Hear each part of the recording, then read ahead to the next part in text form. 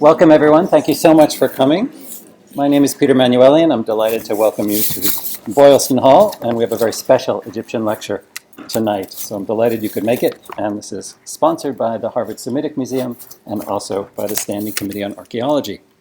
Dr. Alain Zivie, standing to my right, comes to us tonight from Paris, where he's the founder and director of the French archaeological mission of the Bastion at Saqqara, and founder and president of the Hypogée organization. Since 1988, he's held the title of Director of Research at the French National Center of Scientific Research, that's the CNRS. Dr. Zivie received his doctorate in Oriental Studies, Egyptology, in 1971 from the University of Paris, Sorbonne, with a thesis on the city of Hermopolis in Lower Egypt, under the supervision of the great French Egyptologists Jean Leclan, Jean Yoyot, and Georges Posner.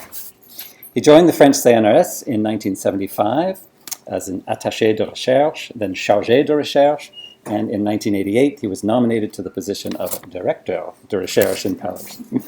From 1989 to 91, he was professor of Egyptian archaeology at the École du Louvre, and between 2001 and 2008, he served as vice president of the Société Française d'Égyptologie.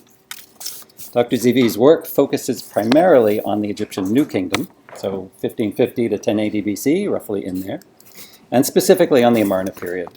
He's also studying the role of animals in the late period and Greco-Roman period through his excavations and discoveries at the Bastion with its intriguing cat catacombs at Memphis. Another topic of interest on which he's published recently is the history of relations between ancient Egypt and the world of the Bible. Dr. Zivie has lectured all over the world. I could list the cities, but we'd be here all night. And he's been a fellow in Egyptian art at the Metropolitan Museum of Art in New York and a visiting professor at the American University in Cairo. He was invited twice, not once, but twice by National Geographic to contribute articles. And he has also starred with the great Zahi Hawass in a National Geographic television film, Egypt Eternal, The Quest for the Lost Tombs. That was in 2002, and he has survived. Among his 154 publications are over a dozen books, and just to mention a few, Memphis et ses nécropoles au Nouvel Empire, Découverte à Saqqara, le vizir oublié, Les tombeaux retrouvés de Saqqara. That was actually translated. Alain, you should write more in English. Lost Tombs of Saqqara, that's in 2007. La prison de Joseph, l'Égypte des pharaons et le monde de la Bible, 2004. And the list goes on and on. And if I might quote NPR and Car Talk, we have the Shameless Commerce Division over on the table here. And if you're interested in looking at some of these publications, I think you might convince him to make a sale. Several of his books have received awards in Paris as well from various different societies, such as the Académie des Inscriptions et Belles-Lettres, and also from the Société des Gens de Lettres in Paris, and also from the Académie des Beaux-Arts. So tonight we're very fortunate to have him with us, and he will speak on discovering the Egyptian Queen Nefertiti's artist, the Tomb of Thutmose at Saqqara. Please welcome Dr. Alain Zivie.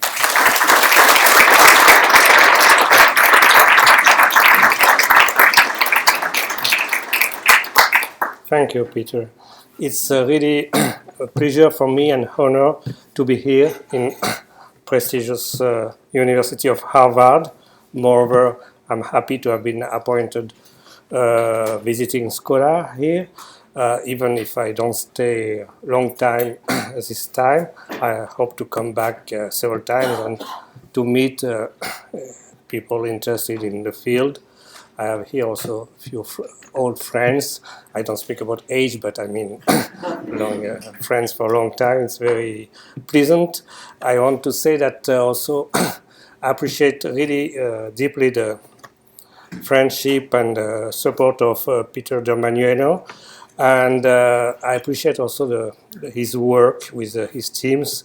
I knew this work, of course it's on the internet, but yesterday I visited with Professor Manuelian and his team. I saw what they are doing. I knew what they were doing, but I saw the progress for Giza in 3D and Hetep Eres, Reisner excavations. It's really absolutely fantastic because it's the first time I see the real I mean, utility, it will be really, it will bring a lot for studies. It's not only just beautiful or strange or funny, and this is really the first time. There is no work like this, I think, now in the field. It can go so far in details and same time in general view. And I don't say that because this project is also done in connection with a French company, the Dassault system. I am really very sincere. So I come here tonight to speak about one discovery, one tomb, a small tomb, which was not very attractive at first, but which after years, there is the time of the discovery in the field, and after that, the time of the study, time of publication, and step by step, there are discoveries, I mean, at the desk in the library, discoveries sometimes more incredible than the real, I mean, not the real, but the material discovery itself. Because this tomb belongs to an artist, exceptional artist who made his own tomb. It is his tomb, and I could make in the publication the connection with a very famous artist and a very famous queen and period, as we shall see.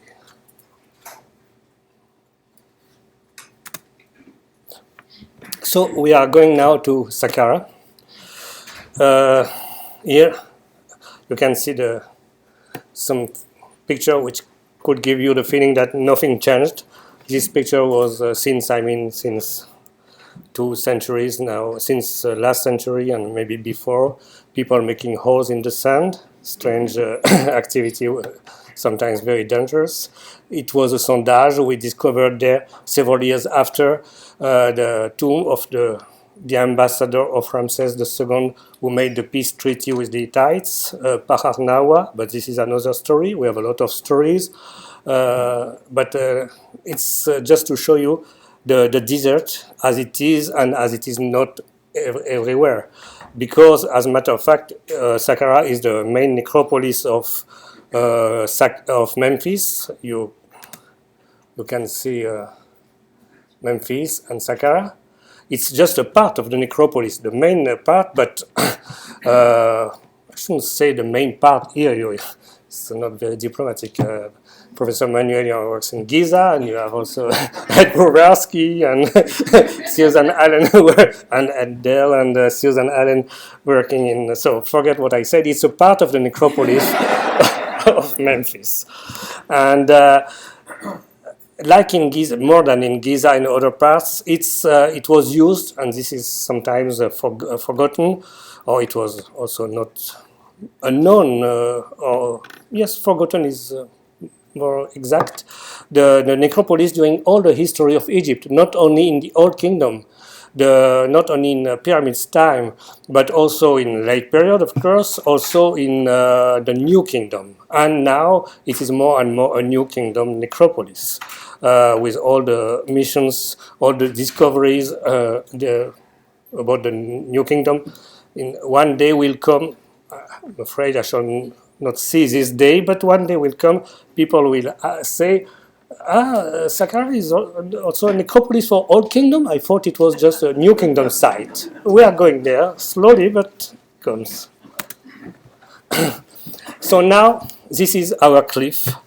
The cliff of the Bastion with the French, let's say, Jean-Philippe Louet house, which is not now occupied because nobody now can live on the site. This was the house of Flouer and of the French missions.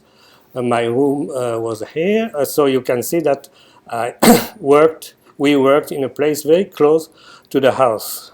The house was close to the place, but also the contrary, because and this is not this is the rest house of the antiquities, and this is the southern side of the cliff, completely. Oh, excuse me, I made a mistake.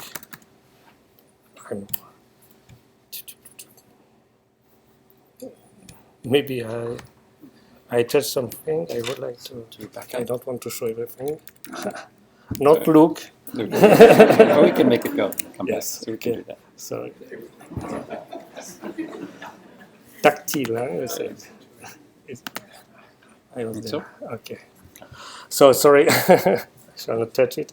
So we discovered during the years, because we excavated more than Heb said there, more than 30 years, with the French mission of the Bastillon, which is sponsored and supported by the French Ministry of Foreign Affairs. Personally, I was with the CNRS, but it's mainly with the French Ministry of Foreign Affairs that we can work with, also some companies, some societies sometimes, and also with the really narrow collaboration of the Supreme Council, now Minister of State of Antiquities. Professor Manuel spoke about Zahi Hawass.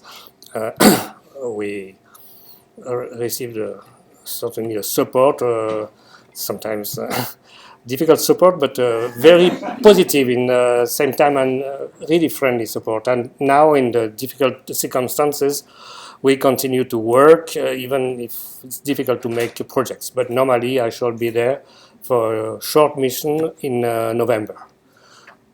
So this is just a few of the few tombs we discovered, with the very famous, the first one, because we discovered there a wonderful treasury of the New Kingdom. It's completely exceptional, of this prime minister, father of the god, chief of the of the horses, and many things.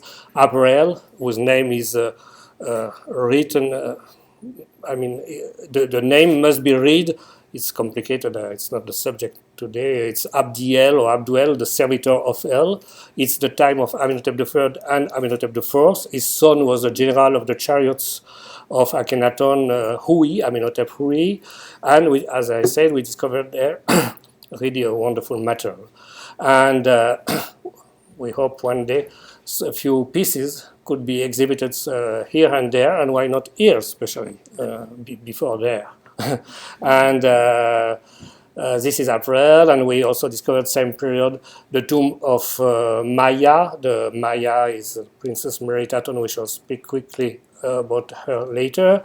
The tomb of Raya Hatiai of the time of Amarna, one of the most beautiful tombs of Amarna period in Egypt, certainly completely Amarnian by the thematics and the inscriptions, and also some other, and here the tomb of the ambassador of Ramses. And now we speak about this small tomb, Tomb des Artistes. Here it's just a wonderful drawing by Gilles Tozedo. We worked with us. No more rest house, no more. It's just the cliff we can imagine as it could be before. Of course, all these doors are really real doors of tombs, sometimes not big hypogées, sometimes just small holes. Not all of the New Kingdom. We have also all the Kingdom tombs, not so many. I have no prejudices, and they are studied by Miroslav Barta, the famous Czech specialist who works in Abu Sir.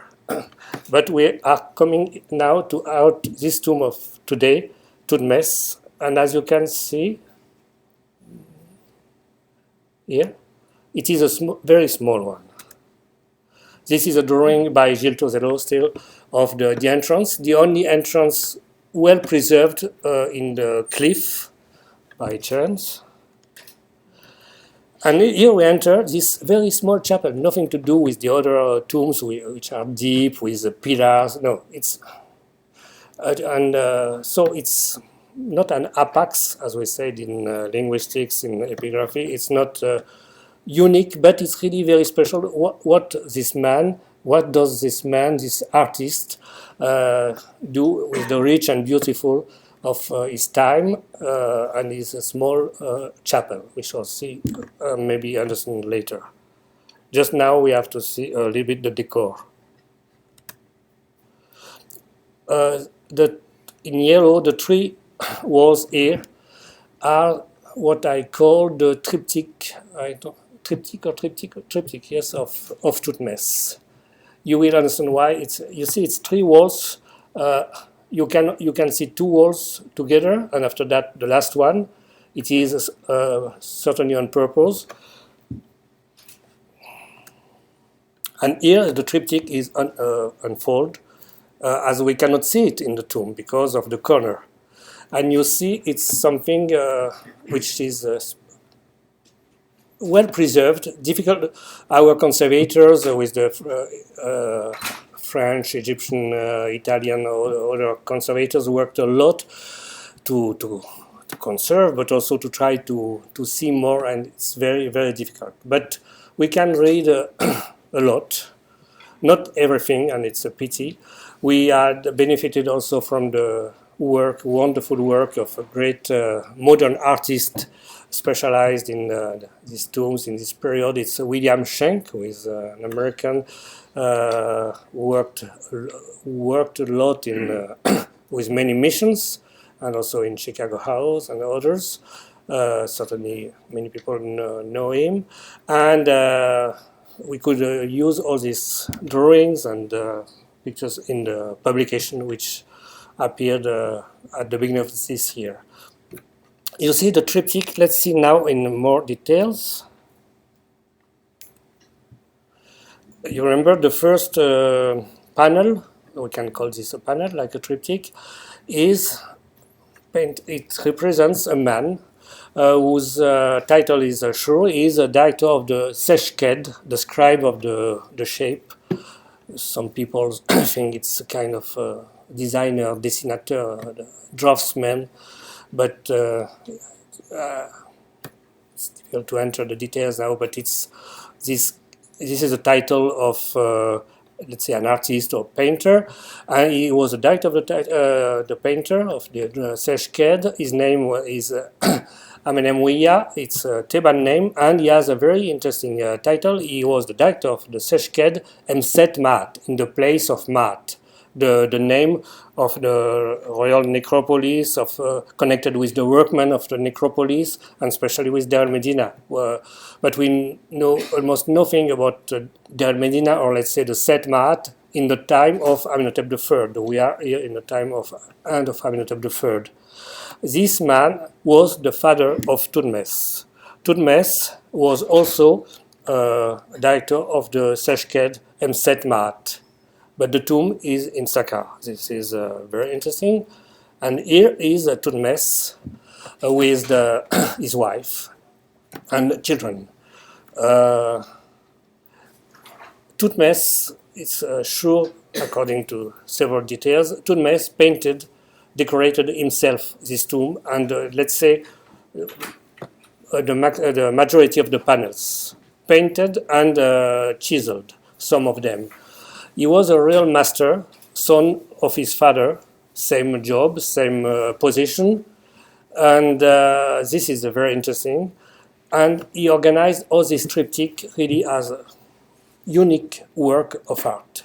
We don't know so many artists who decorated their own tombs and who put them in front. I mean, with a big, very pride of their work, of the family, of the success.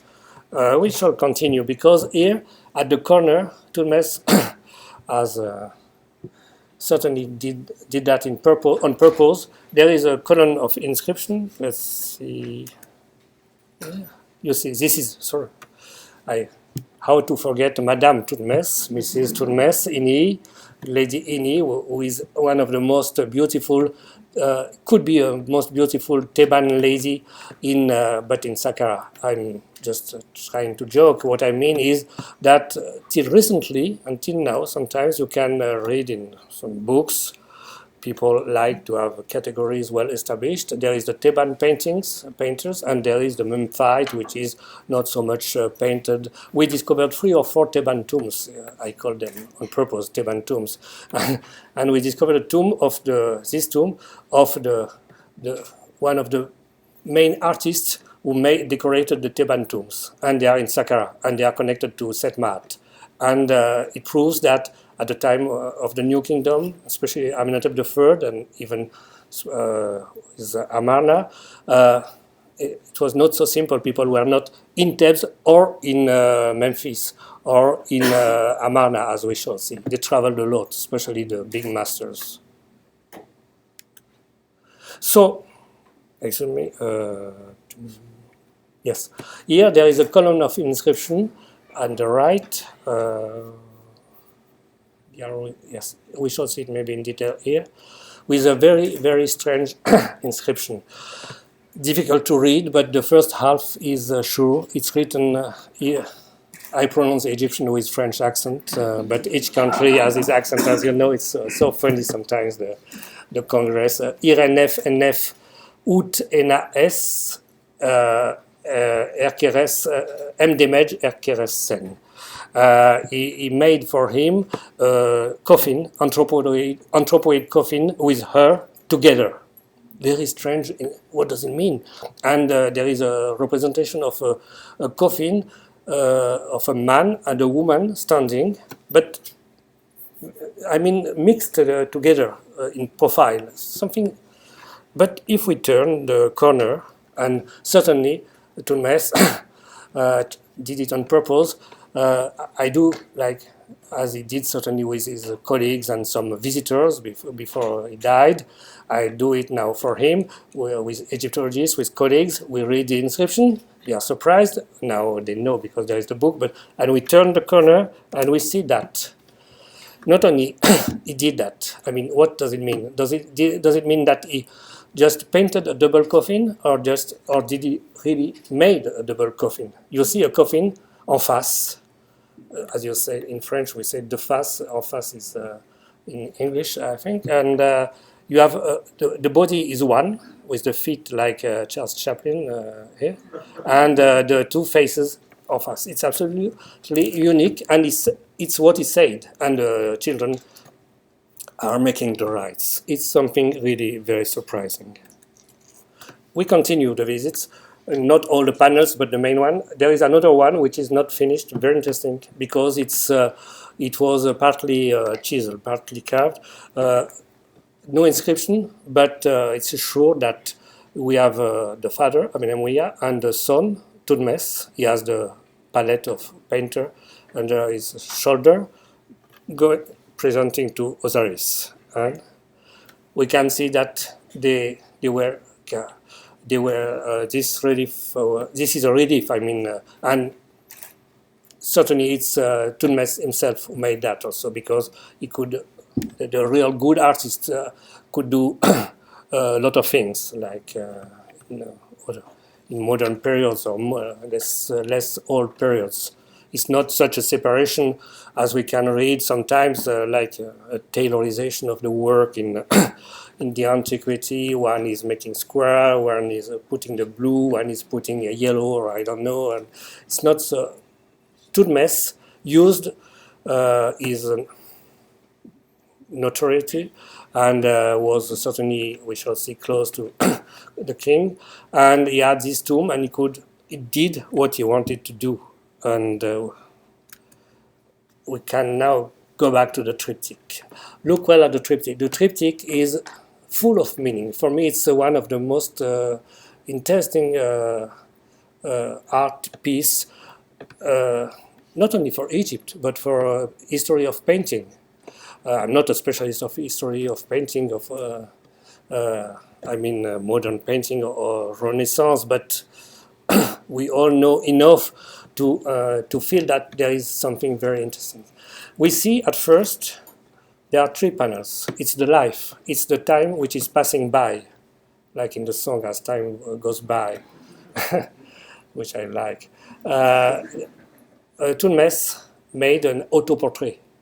Some people say the first autoportrait in the history of painting. I don't know. Certainly a very old one. Himself, he painted himself. I call it in French sometimes autoportrait en famille. And autoportrait à la palette, with the palette. We shall speak about the palette. He painted his father. And the father, because the tradition, the transmission, the father is going. After that, they are living people, like the beautiful people, rich and beautiful, as I said, that he painted in tombs in Thebes and elsewhere with the family. And there is the text with the double coffin, and now it's death, and it's the beyond the duat, the other world, they are dead. So he painted himself and his wife, in a way, dead, but dead in the coffins. It's this time passing. It's absolutely extraordinary. And now let's see what is exactly in the middle of the triptych. What is the center? It is the palette. We shall see more about the palette. Strange palette. Look at this palette. At first, it was not so clear. At first, when you are accustomed to that, you think that, okay, he has a stick and he has a scepter of power, like prominent people of this period. He must have painted so many prominent people, everybody forgot. But himself, his scepter was a little bit special. Maybe a scepter which didn't exist, a scepter of 1 cubit, like a palette, like a scepter, with the name of the king Amenhotep III, with a lot of colors and binders, maybe very, very special. No, we don't know palette like this. If you know, please tell me. It's would be very, very interesting. This palette could be a metaphor of the art, a metaphor of his mastership, of his proudness. This is a very modern idea, very new idea, but we are in a period, as we shall see, which fits well with this interpretation. Even we didn't do it with a Dassault system, but with a very good specialist, very famous French chemist and a physicist, microfluorescence on the spot, and other techniques of for analyzing the curves, the binders, thinking that maybe the famous palette is Thutmose put on the wall some of the secrets of his palette, but the results are not, the analyses are not finished. We have to go back, and the situation is not so easy, especially with the material, but it could be very, very interesting. It's Philippe Walter, I forgot to give his name. This is the first results you can find on the site of Hypogée in the internet. Also some a small short article about the microfluorescence results in English. Yes, about the pigments. But for the binders of the pigments, the work is not finished. So let's go back to this palette with the name of Amenhotep III. As you can see, it's not so well preserved, but certainly on the other side there was Amenhotep. Here we have Nematra.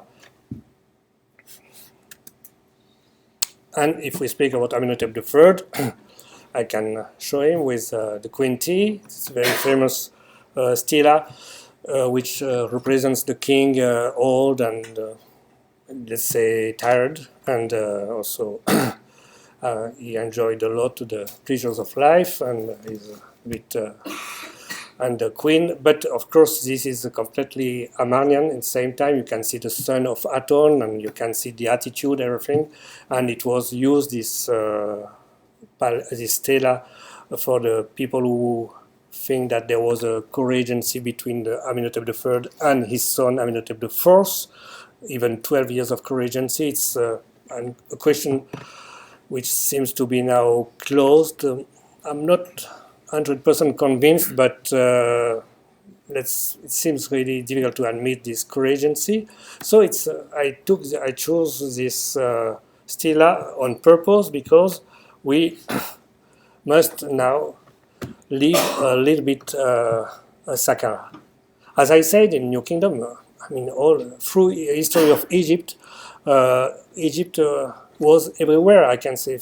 You know, it's so funny sometimes people, especially the travel agencies, the tourists, but also sometimes not only, think that Egypt was the history of Egypt was made for the future visitors. You arrive in Cairo, you discover the old kingdom around Cairo, middle kingdom in Middle Egypt, new kingdom in Thebes, and after that, you make a cruise, and you have the late Greco-Roman temples, and it's wonderful. And yeah, this guys really had a vision of the future. It's, beyond them. It's not exactly like this. I'm kidding, but it's not exactly like this, and it's terrible because it's really difficult. So many colleagues have this reaction, which I had. I understand, but why in Saqqara? Is it an exception? He was just nuts, or he was exiled? No, it's because Saqqara is Memphis, and Memphis was the center. And Amarna, you know, he comes from Thebes. The name of his father and his mother are connected with Thebes. But he worked there. He worked in Memphis, and it's the end of Amenhotep III. I can say that because in the tomb, in the inscriptions, there were several corrections with the name of Aton. And even there is one man whose name is Ra, or Raya, it became Ra Aton. And sometimes the name of the father, Amon, was changed in Aton, and it was recorrected. But sometimes Aton was not defaced. It's very interesting. We are just in the changing period. So what happened at this time, even if he was traveling a lot between Saqqara, Memphis, and Thebes, the said Maat, at a certain time, he could certainly have come and worked in Amarna, here. But before we spoke about Amenhotep III, I have no time here. We call him, you know, there is an excellent American Egyptologist whose name is Ariel Kozlov. I'm sure you all know her. And she worked a lot, especially about Amenhotep III, with another great Egyptologist, Betsy Bryan and Larry Berman.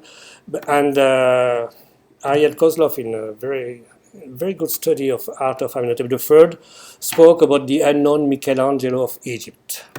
And I like this comparison.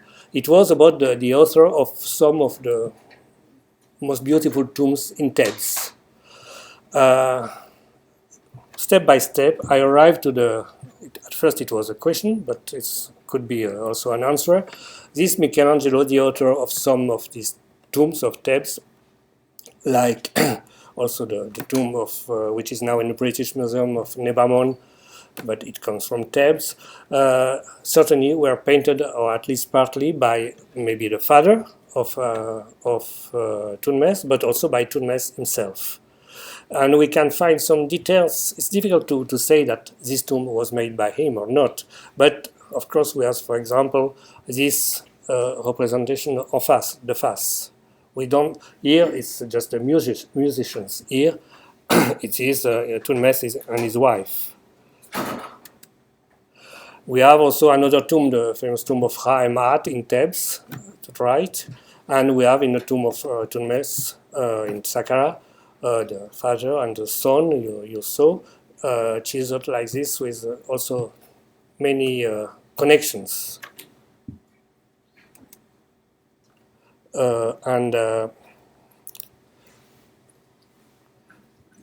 We spoke about Amarna, so we must go to Amarna. What happens at this period with the new king, if there is no co-regency, which is certainly the case, but it's not completely proven. The new king and his famous Queen Nefertiti. Here, it's a little bit cheap. I like it. They are cute. It's a bit like a royal wedding, something like this, like a souvenir from. It's a good piece of art, as a matter of fact, but it's not the kind of thing we are accustomed, because for this period, because very often the king and the queen, as you know, are represented with very special features, and especially Akhenaton. It comes not from Amarna, as you know, from Karnak at this time, especially at the beginning. It was absolutely incredible, the face, and it's beautiful, and at the same time very special. And these Egyptians were so good that they convinced us that they show the reality. And for example, Thutmose has the palette of paint, and it's almost sure it's a metaphor, but it looks like a real palette. And when we excavated down it's collapsed and it's hopeless. But at first, hope maybe we shall find at least a piece of the palette, maybe a piece of the double coffin. Is the double coffin a metaphor, just a representation, or a real one? This is something else. But what I mean is, to understand all the question about Thutmose, is that we are in Art Nouveau, changing period, changing art. We must not take literally what we see, because what we see here always recall me, I hope not shocking you, other kind of paintings. Because some people, after centuries, could write about people in Paris, in Montparnasse, in 1925,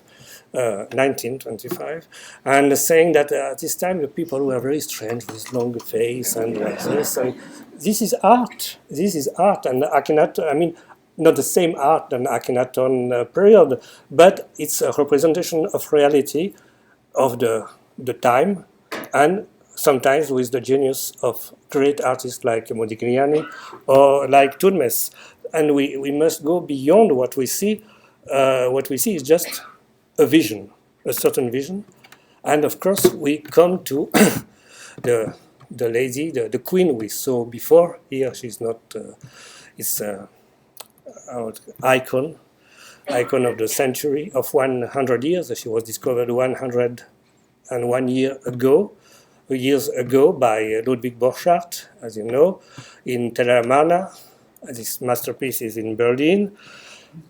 I show it like this before, from the back, not because she's angry, and she would be very proud to be in Harvard now, and you will see her, but for two reasons. At first, to recall you that something which struck me very step by step, and took time also, because you always read about the sculpture, but it's a painted sculpture. We could say it's at first a painted work, and it's modeled, as we know. It's not in stone. There is a core or a stone, but after that it's a model. Let's not forget the painted part and the colors and everything. A second reason also why I don't want to show her at first face. It is an icon. I said icon. It means that it became like I don't know.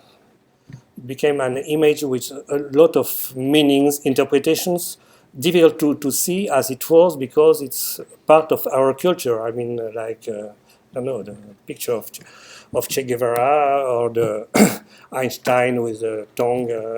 These kind of things. It's we can find 20 La Joconde, Mona Lisa in Paris. So it's a bit sometimes good to see the things differently.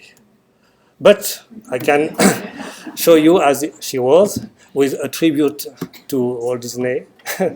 And also an illustration. I show that not only for joking, because it's the iconic aspect of Nefertiti. It's the same for Mona Lisa. It's absolutely incredible. We could write big books with all the interpretations or jokes about Mona Lisa.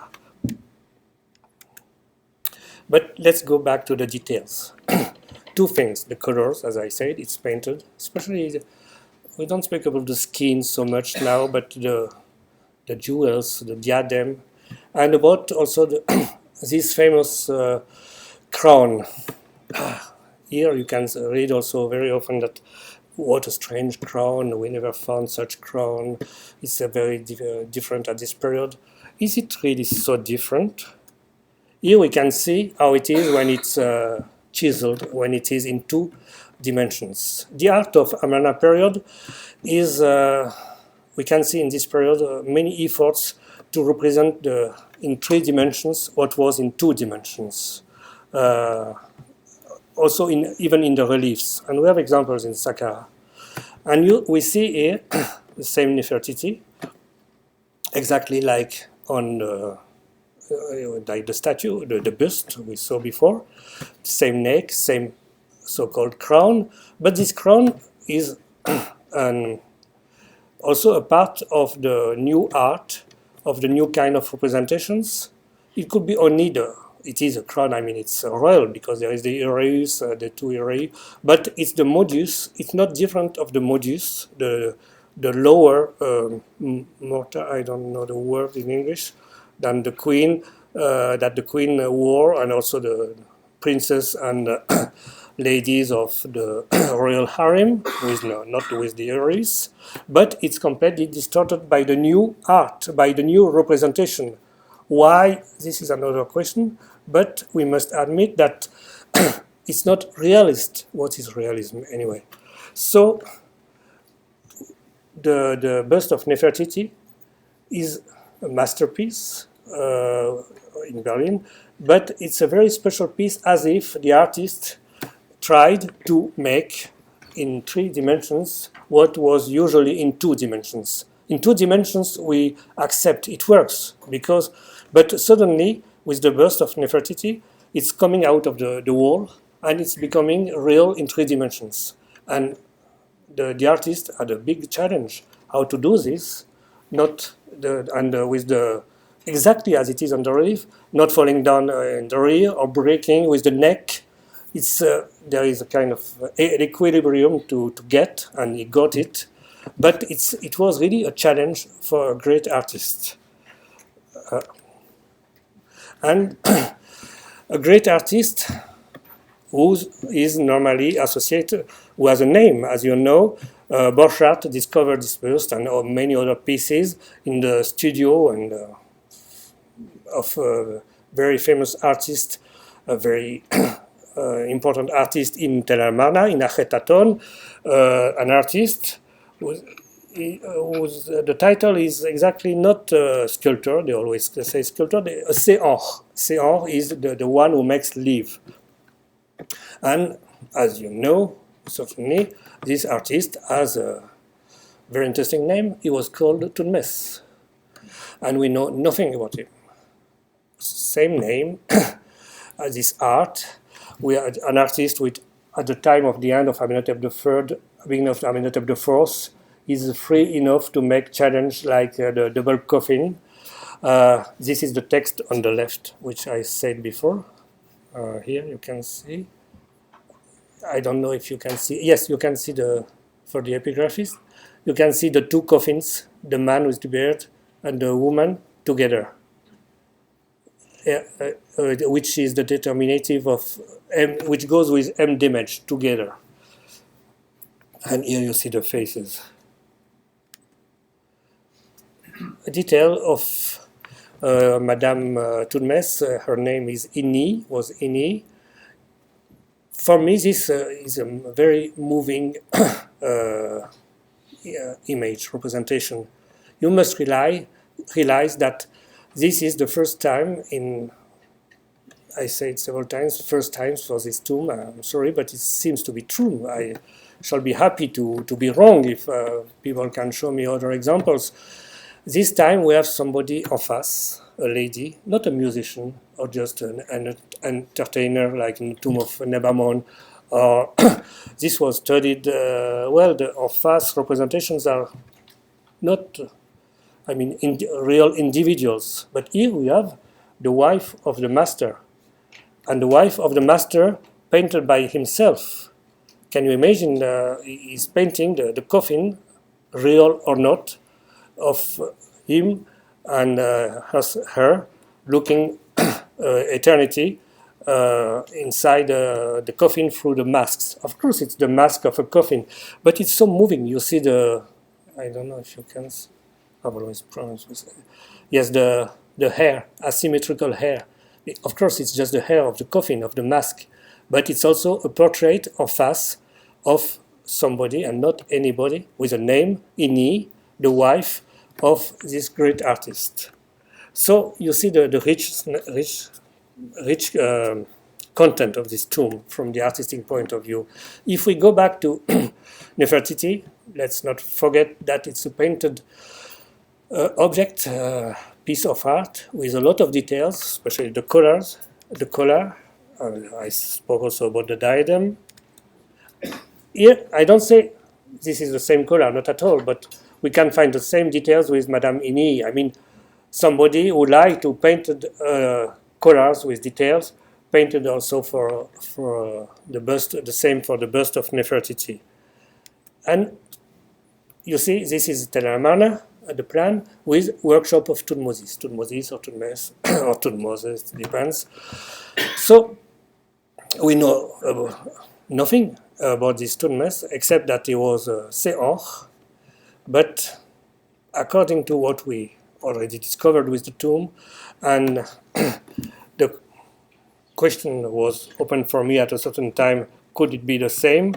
And I must confess that I published it with, really, it's not a hypothesis, it's a deduction, and you will see, I resume now, but summarize, but there's of course the same name. For some people it's just, there are not so many artists Thutmose, and there is another indication. Thutmose of Amarna is a Seor. What is a Seor? We can have a good example in Amarna, in a tomb of Ruya in Amarna, with another artist whose name is Yuti, you can see here, who is the chief of the Seor. And this Seor, they are sculptors. People translate sculptor, it gives the life. Sculptor who is like an ebonist making furniture, why not? And the chief of the sculptors, so-called sculptors, I don't say they are not also sculptors, but our categories are completely incorrect to analyze this period and these people, the work of these people. Is not making sculpture, he is what we call painting. He has a palette, and he is giving the life with the important, certainly the eyes and the mouth of the Princess Baketaton. And the Seor is somebody who is making all the piece, or is the master. He has a lot of people working with him. He gives the final touch, maybe, of life. We have examples of this in the past, remote past of Egypt, in Giza, in some mastabas, and elsewhere in Middle Egypt. We have this wonderful representation. And what do we see here? Not Seor, at this time it was not, but Seshked, the scribe, the designer, the draftsman. The draftsman is, the Seor seems to be the continuation of the Seshked in another period with another name, here too. And it's very interesting. We have other examples, and it seems to show that the Seshked was the chief of the Seshked, especially, was really the most important artist, more than the sculptors. A little bit like in Greece, with sculpture was considered the Praxitele and Nicias. You know the story. And the man who painted the statues of Praxitele was considered as more important, even by Praxitele himself. Maybe it was a kind of, he was obliged to have this homage. We have not the same vision, but we must remember all that. And with Thutmose, we have a Seshked Seor, and it explains a lot of things. Seshked Seor, who is also a sculptor, let's say a graver, because he made also this wall with himself and his father. And it's very interesting to, now I must be short, I'm sorry. We go back to the double coffin, which is so rich also because we have also this face of Thutmose. This is a very usual mask, or the sign hair, the face. Like, it's not so full of meaning, but it's moving because we know it's Thutmose himself who painted this face, painting after having painted himself living in his glory. He painted himself dead, and he was still living. It's something really incredible. And I put this just for the because it's fun, the relation, but because, of course, it's Michelangelo. We spoke about Michelangelo, and it comes from it's detail in the 16 chapel in the Vatican. And this always, the representation, the face, it's well studied for Egypt and more for the Gorgon, for Meduse. It's always something very moving. It's we have here kind of a very remote ancestor of what the face of the Fayum, and in the history of painting, it's really, and especially with the wife, something. It's a big step, this tomb. And in Amarna, we have also not only the king, the queen, we have also princess, and we have painting. We had painting, all kind of paintings, sometimes completely traditional, sometimes, but it's only a detail which is preserved from the palace of Akhenaton, very famous detail, which is now kept in Ashmolean Museum in Oxford.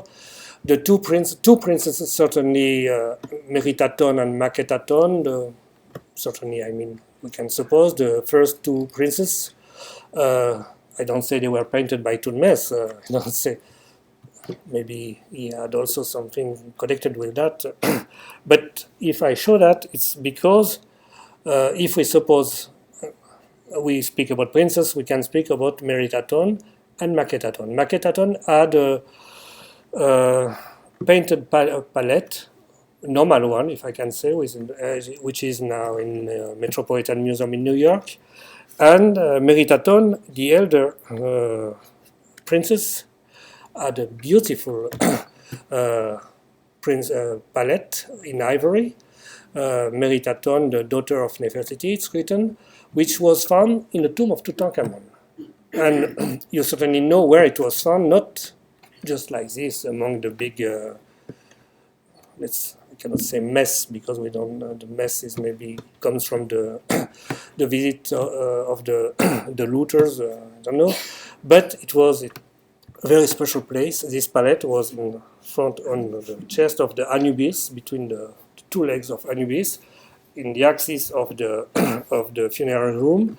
And like a protection, we know that the palette is connected with the Book of the Dead also, but also certainly a very strong connection of the Princess Meritaton with Tutankhamun. And as you know, maybe, we discovered and published with the same team always the tomb of, before this one, the tomb of Maya, who is very close to the tomb of Thutmose. And Maya, mère nourricière, the foster mother, I could also demonstrate, it was not an hypothesis, that this Maya, at the time you cannot say it's she is a princess and she's connected with the royal family, but she is the link between the Akhenaton and the Amarna family, which is completely left on the side and forgotten, and Tutankhamun. And this tomb is very important from this side, because it's certainly the tomb of Meritaton, who was called Mayat or Mayati in the letters of Amarna. And why do I show this? Because I show you the palette of the princess who liked the paintings, who maybe was a good amateur, who knows. And if you go back to Saqqara, you will see again the tomb of the artist of the tomb of Thutmose. And where is the tomb of Thutmose? Okay, it's here. And here you have the tomb of Mayat, Meritaton, which was built, cut in the rock close to this tomb. It was so easy to destroy, as they did so often, a tomb which was a little bit earlier and belonging to nobody like Thutmose. Can you imagine an artist, a man of the set mat, with here somebody who was so important? But it's maybe not such a hazard that this tomb has been put here, close to the tomb of the painter of the family of the royal family in the time of Amenhotep III and Amenhotep IV. So all this is explain. It is in French, but I'm preparing an article and maybe a book about Maya and Thutmose in English, I swear. And I put again this detail by Michelangelo just because it's the Egyptian Michelangelo, let's call him like this. And also because maybe I prefer to this interpretation than thinking that this guy is completely afflicted by all my interpretations and my deductions. Thank you very much.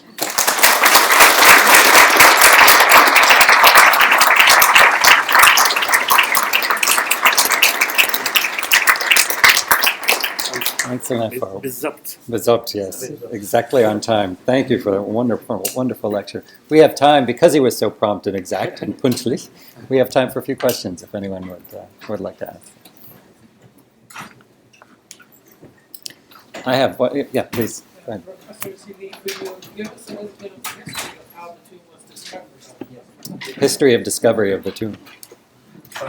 Okay, it's in the 70s of last century. I was very quickly. In the 70s of last century, I was working with Leclerc in Saqqara and living in the house of Loer, very close to the site. So I like to enter the places collapsed and holes and tombs. And I saw the tomb of, which was the tomb of Parrot. At this time, there was nothing about him except a mention in Thutmose. And I saw that it was the time of Amarna, and I saw that it was. I was sure that it was studied, and I could enter just crawling in some other tombs, and I saw that this site was important, and I asked the.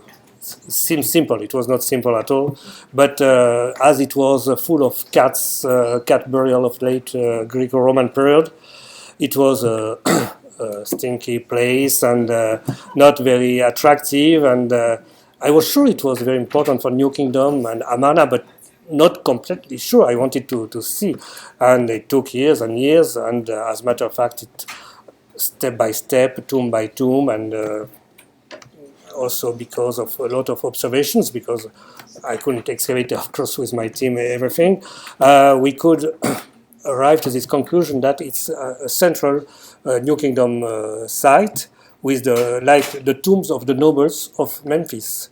They are not only the built tombs of in the south of Unas Causeway, but the tombs of the nobles, the same one you see now, the Set Mat, are there in this place.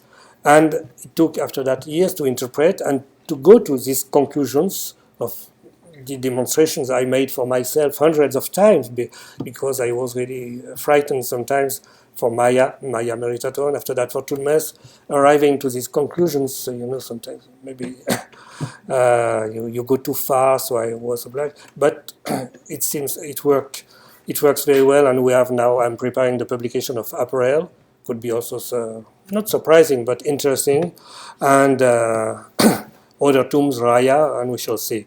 So this is a story, but it took years, and it's not finished. I hope. For me, I hope it's not finished. Anyway, for the future, it's not finished.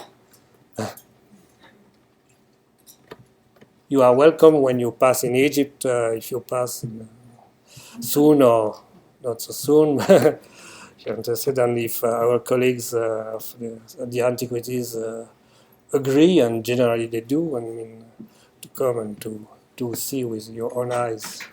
Some objects of Raphael are exhibited in the Saqqara Museum of Imhotep Museum and in Cairo Museum, the gold. Yes. Yes, sir. Do you know why the state is quite disintegrated compared to some of the tombs in Thebes? Here we have the limestone is not really limestone. It's like the l'argile, lime, clay, yes, with a lot of beds of gypsum, and so it's when there is humidity, and there was, especially with the rest house of the antiquities upstairs and some pipes. It's terrible. It was destroyed mainly in the 20th century. And it took years before I was obliged to be a plumber, repairing the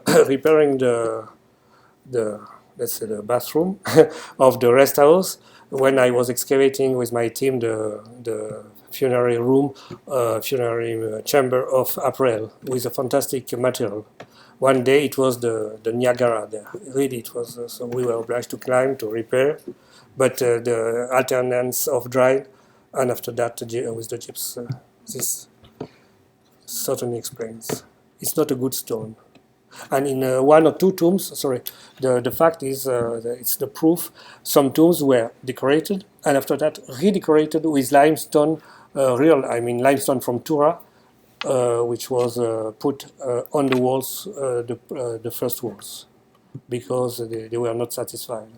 And very often they were obliged to put some parts Tura limestone reparation and to make the decor on this.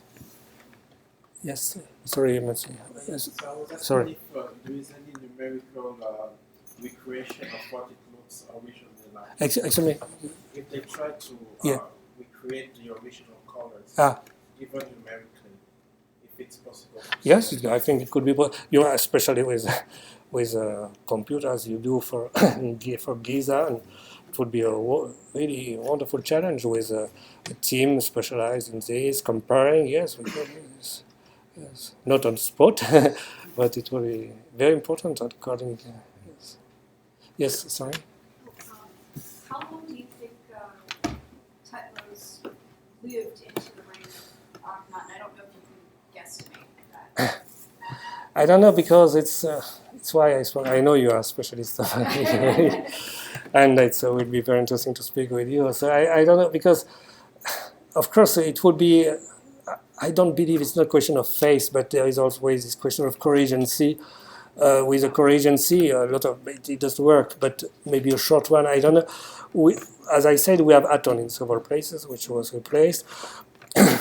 I have the feeling that he was already at the peak of his career, but maybe young. I don't know which age.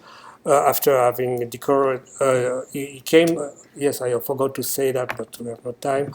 He certainly came to Saqqara, to Memphis, with somebody who was so important at this time, the general, the high priest Thutmose, the same name, the first son of Amenhotep III, Anti, who was supposed to become the king, Thutmose, and who opened the Serapeum, and who has certainly a tomb, you know. And we have fragments in Munich and fragments of the chapel of the Serapeum with Thutmose.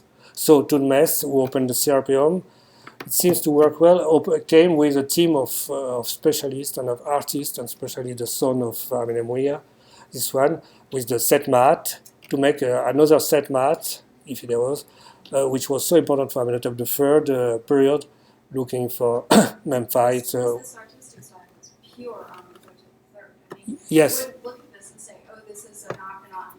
No, it's not a. It's the. That's so fascinating. Yes. So great. But maybe also in same, there were several kind of arts in the same time. I mean, we know that also. So I think it's the end of Amenhotep III. It continued, but at a certain, I don't say that he made himself all the pieces found in the workshop of Thutmose. And you know, the connection of Thutmose with this workshop is very weak in a way. Madame Friedrich, the conservator of Berlin, she is not so Seyfried. She is not so much convinced that Thutmose. We don't speak about this Thutmose, but the Thutmose of it's just an inscription on a blicker of a horse of a chariot. Oh, right. Yes, Yeah, it's nothing, and it's out of the workshop. But he has this guy is Thutmose. He's a Seor. He has a chariot horse, so he was somebody important, so he was an artist, so he was a sculptor. So how does it work in Egyptology? Sometimes people say, this is very, are you sure? But people made a big artist whose name is Thutmose from a little piece, which proves nothing in a way. Yeah, no, I completely agree. I'm not trying to, what I do with this tomb, I think it confirms this. It's not the contrary. I mean, and it's confirmed from Saqqara. And a man of experience was the chief of the, there was UT, there were other artists. But this one had, for this bust of Nefertiti, The style of Nefertiti's bust is Yes. You would, so I completely agree. Yes, So I was yes, actually yes, like, yes. I was really- It's nothing to, but Yeah. with the distortion, with the challenge, Yeah. and you know that this piece was especially important for him on a shelter or something, and it's so different as if it was, and the connection with the painter, the Meritaton. The story is not finished, but all this gives meaning to.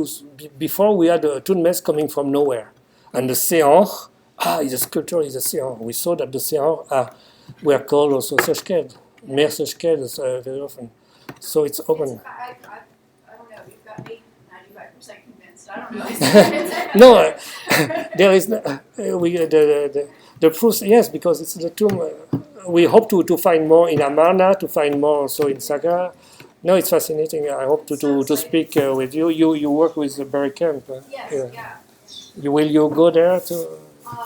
Inshallah. Time for one last question. Yes. Thank you so much. Oh, sorry. Yes. I just had one question on one of the earlier slides. Can you speak louder? On one of the earlier slides, there was a stela showing Amenhotep III in the later years of his reign, and it showed the hands of the Altan extending down Yes. towards him. Had the Altan cult already began to develop under his reign? No, but no, the scene I was made. It's difficult to interpret. Some people thought that it's the proof, the creagency. But yes, but not with this kind of representation. This is typical of. But So it must be very early at the period. Sorry? That was posthumous? After he died. Could be. But I cannot say exactly. I don't know what is the dog style. Is it posthumous? I think most people think it's It must be posthumous, posthumous, yes. Even if they look very. I mean, it's why maybe it explains why it's old and it's the explanation. The other explanation would be he was living at the same time as his son, and they were two kings. So that worked. So let me invite you to come down and look at the publications, maybe make a sale so Dr. Zivie doesn't have to carry them all home to carry. And thank you all again for coming. Wonderful.